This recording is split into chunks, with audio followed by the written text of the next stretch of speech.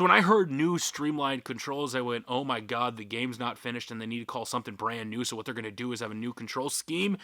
And I sat down to play it and I went, this sucks.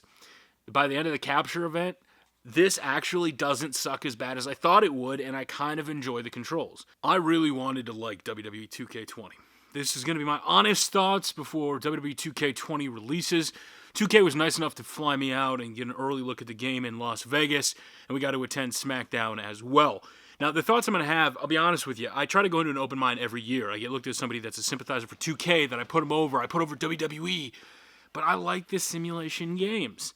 But what we got this year, listen, we got a lot to talk about. But before we get to that, this video is made possible by Manscaped. Yes. Now, I'll be honest with you.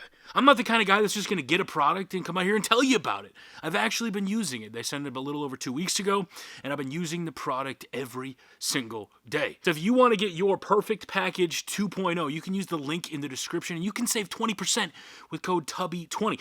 This is the crop cleanser. The body wash. I'll be honest with you, it's a little smaller of a tub than I normally would buy, but my god, it smells good. I mean, they're not going to compliment my looks, but at least I smelled great. Things a little stinky down there and you're about to go to Funky Town? Use the Crop Reviver. You can use this spray. I'll be honest, I also did that too. Listen, man, your feet smell? Use the foot duster. You can spray this on your feet, get a little funky, things going on, a long day. Today we're out in the rain. And lastly for me, the Manscaped cologne. Listen, this is how much I've gone through so far using it every single day. And I don't know who I'm trying to impress sitting at the house, but you know damn well I put it on because I want to smell good. The good thing about Manscaped is all this stuff is TSA approved. So actually when I went to Las Vegas, I brought my Manscaped stuff in the bag with me to Las Vegas. So you can take it on a plane, take it everywhere you want to go. And guess what? This thing right here, it's waterproof, baby.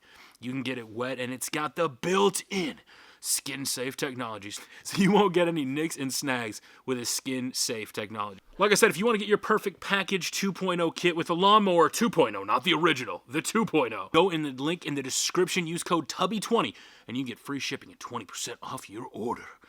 Smell good, look good, and feel good. Manscaped.com. So I'll be honest with you, I feel a little shaved by WWE 2K20, and I don't mean that as a pun, I mean it literally. Like I said, I love simulation games. I love the more realistic side, and 2K19 actually felt pretty good, although there wasn't much to do in the game. There was a lack of modes and things like that. It still played really well.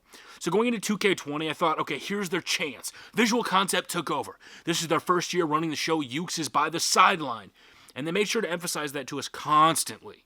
Constantly. Listen, this is the game that we put our foot stamp on it. We did it, and I get it. In game development, in a yearly title, I don't really want them to go to a bi-yearly title. I'll be the first one to tell you, I want a yearly game. I know they can't do everything, so I set my expectations low and, hope for the best. This year, the stuff they announced was cool. It was pretty inventive. I don't play showcases, stuff like that. The women's showcase, it was a cool concept for the first time ever. There's a female My Career. There's so much that you could possibly do with that. But then the basic core functions of the game have problems. The creation suite that's literally been in the game now since 2K15 when they had to rebuild it and take out my creative stories and wreck my hopes and dreams, which still has not came back into the game. We're missing create a title because they couldn't rebuild it in time. And yes, it will get patched into the game at a later point, but that's a big oof. In their ambitious goals, and I'll be the first one to tell you, hearing stories from former community managers, game devs like Marcus Stevenson say how hard it is to work with a company like Ukes, and Ukes is great, but having to go through translators and everything else, to finally hear the creative team say, hey, if they came up with an idea, they could go down to the designer, he could be like, sure. But so much ambition, core functions of the game has problems. For the first time now, we have weapons again in Hell in a Cell, which is really cool. When I was playing the Hell in a Cell, it was cool to have weapons, so that's a plus for me. That's a bonus. I like the fact that I can throw them in. Now, granted, they will automatically get put in the ring via an animation, but it's still pretty cool. We saw the showcases where they were in a Hell in a Cell. Back then, the Hell in a Cell wasn't red, and when you get to actual game, there is a red Hell in a Cell. That's pretty cool. Something else I really love is the weapon wheel. The fact that you can pick any weapon you want. You can go through and set each weapon individually. If you want to use chairs, sledgehammers, there's some crazy funky lollipops, there's swords. There is a lot of unique stuff, and I'm sure the 2K Originals will have more with DLC if you did get it. And I think that's a good thing. When I was customizing the weapons and I wanted to do specific matches, I thought it was cool. Granted, when we played, I didn't have anything unlocked, so I had to grind quite a bit just to get a Halloween Havoc chair. But at the end of the day, it's still cool that you can go in and do all that stuff. Something else that I did like is the fact that we do have a female My Career. Now, for those that know me, I really don't do the My Careers very often. I'm a guy that likes to dive into universe mode, match simulations, playing matches, things like that. So My Career was never my thing, but I'm so glad they got a female My Career. Now, from what I saw and what I try to play the first 15, 20 minutes of it, and I'll be honest with you, the graphics look like it's from a PS2. I don't understand it, because the game does look good fidelity-wise, but for the most part, especially in there, I think it was one scene where they were driving and you could see the grass in the field, and not that it needed to be good graphics or anything, but it looked horrible. And I've seen a lot of people bring that up, and to me, I can kind of overlook that stuff because they are doing a very ambitious. They had a writer there talking about how he wrote this storyline for Red and Trey, the My Career characters. And at the end of the day, I think it's cool that they're finally doing some of this stuff, that there are possible, somewhat different outcomes. But at the end of the day, I still don't know if the My Career is enough to sell me, even though it is probably cool, and I will probably play it for the first time and try to complete the whole thing. Obviously, other stuff we got was the mixed tag team matches, which I did play, and I didn't get a huge chance to dive in to see if there was like the DQ rules, how lax they were, how like finite they were. When I was using the women, I was attacking the men because, of course, you can do that. It's when the men attack the women, like Baron Corbin did to Becky Lynch at the pay-per-view. There was also some control things, by the way. So there are completely brand new streamlined controls, and I'll be the first one to tell you, because if you guys have been following me a long time, the one thing about WWE games, they used to do this all the time. They used to go, all right, guess what? We're using buttons for, you press the buttons, that's how you're going to do moves this year. Then the next year, listen, we got to change the controls up and now use the joystick. So I used to remember when they would flip-flop every 2 to 3 years. And I was always against it because I'd have to learn new controls for every single game. So with 2K15 to now, essentially, for 5 years, we've had the same controls. Some modifiers have been introduced. The modifiers allowed you to do more stuff, but you were still kind of limited. So when I heard new streamlined controls, I went, oh my god, the game's not finished and they need to call something brand new. So what they're going to do is have a new control scheme. And I sat down to play it and I went, this sucks. By the end of the capture event, this actually doesn't suck as bad as I thought it would, and I kind of enjoy the controls. I was a huge person that was against using the Y button for the reversals and not having it as a finisher, but at the end of the day, I actually kind of like it. Once I got used to like how to pick up people again and do all the moves, for the most part, I enjoyed it. So for the hardcore players, I think it definitely allows for more variety in matches, and there is a lot more stuff you can do. And let's say you're not as good with the controls and you don't know. There is an assist mode. I did not try it. I can't give you any feedback on it.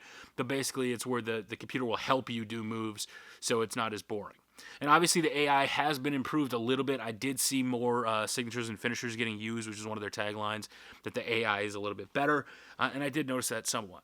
As far as the Road to Glory stuff goes, I don't play Road to Glory. I think the one thing that will definitely define this year is online. We were not able to go to the online lobbies, the Xbox Live menus, anything like that. So once the actual game comes out and I get to see how the online works and the lobbies work, it's one of the big features I've been asking for. So I think 2K kind of listened, and they did listen this year because there's a female My Career. There's online lobbies, but it's not those big things we wanted with GM mode. A lot of the improvements that I saw with more cutscenes being added, the female cutscenes getting variety, is a good thing. All that stuff is good, but at the end of the day, it's not game-changing. It's not anything that when you think, holy crap, that's going to sell a title. I don't think we got any of that necessarily this year.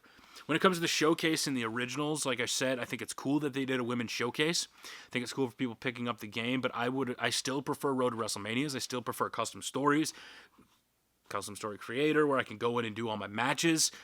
Currently, the highlight reel is broken. When we were at the event, I could only record up to 6 seconds, which it used to be 15. So the fact that it was 6 kind of sucks. I hope that gets patched. I hope it gets fixed. Highlight reel was completely unusable on the Xbox One copy that I was using. It was lagging. Now, I don't want to say yet until the final build and the final game is out. Maybe it's better on the PS4 Pro, which I'll play it on, because I definitely did notice a difference going from PS4 to PS4 Pro in the last couple of years. Hopefully that's fixed, because I'm a big highlight reel guy. I love using highlight reel. I think as far as fidelity and the way stuff looked, once I went into highlight reel this year, with this year's game, even though there was a little bit of that lag and only been able to do 6 seconds, I think the lighting and the stuff they did, it actually does kind of look better. Stuff is a little bit more defined. I will say that the facial expressions kind of look like garbage. Everything's so robotic, and there's really no emotion, and I don't know. if 2K comes out next year with the WWE 2K21 emotion engine, just take the idea. Just give me some emotion. Go in, have each superstar come in and capture their movements. Ha. You know what I mean? Like, give me some facial expressions. As far as Road to Glory, we couldn't do anything online. I didn't even bother with that. The Universe Mode stuff, I didn't get to play as much Universe Mode as I wanted to. I focused a lot on the matches to try to mess with the controls and learn everything else. Obviously, we've already talked on this channel about the stuff that's new with Universe Mode. Me personally, I'm going to have to wait and see. I can't give you my full honest thoughts on that until I actually sit down and play the full game. But from what I opened up, like, it is cool to have more matches and stuff, but again, it just makes it more simulation. One of the new things, which I can't get my thoughts on yet, that's in the package is about new tonight's match is a daily featured match that rotates through all the match types. If online's good, I think 2K will live on this year. Going back through W12, 13, 2K14, the online is what kept me coming back. That and custom stories, because you could play with friends, you could invite people. I know the PS4 invite system is getting somewhat of an overhaul in the recent update, so hopefully I can invite friends a lot faster, easier, so we can stream, we can do all that good stuff. But that's pretty much it from, like, what I got the chance to. I went in with a closed mind. This year's game, I can't necessarily say I recommend it. I can't say I recommend buying it. If you are the person that's been buying the last couple years, I think some of the more ambitious stuff they did, even though that the 4 Originals packs looks cool, if you pre-ordered, you get Bump in the Night. But guess what? You don't get Bump in the Night right at release. You have to wait a week. That should have been communicated. I don't know if it was in the fine print. I think when people order something in pre-order bonus, they expect to have it. I think that was poorly worded. I think that was a problem. I think a lot of the ambitious stuff that they're going for will eventually pay off. I think right now, if 2K15 was building a foundation, I think this is the foundation got cracked. They tried to rebuild it as fast as they could. They were not able to finish it in time, but they're slapping on a for sale sign, and they're going to sell it. And if you like the games that WWE 2K has been putting out since 2K15, you're probably going to like this one, and you'll probably want to pick it up just maybe for the online lobbies. I've seen some people say, the online lobbies is enough for me. And if that's enough for you, pick up the game, because the lobbies are something I'm looking forward to. If you like the crazy in Originals, the game's for you. But right now, without creative title being patched in, with there being a lot of gameplay problems, I had referees going through the crowd. There was a lot of little glitches and bugs, which if you need somebody to test, just have New Legacy and do your testing, all that fun stuff. I do enjoy the game. I'm going to always be that outlier that I enjoy the simulation games. I thought it comes across good. But at the end of the day, there's going to need to be a lot of patches. There has to be a lot of patches. A lot of shit's going to need to get fixed. And that's my honest thoughts. So right now, I'd probably say if you enjoy the games and the online lobbies is enough, go ahead and buy it. But I would probably wait until the game gets patched and we know if stuff is going to get fixed. Let's see how serious Visual Concepts is about that. So that's where we're going to wrap it up. Thank you very much to Manscaped.com for sponsoring this video. I highly appreciate them. And you can use code Tubby20 to save 20% off your purchase. Let me know what you guys think of the 2K20 stuff you've seen on my channel and everybody else's channel. Are you looking forward to the game? Are you going to buy it? Let me know in the comment section below. And until next time, it's been your boy Tubby. Thank you so much for 2K to flying me out. And thank you to Manscaped for sponsoring this video. And until next time, we will see you all later.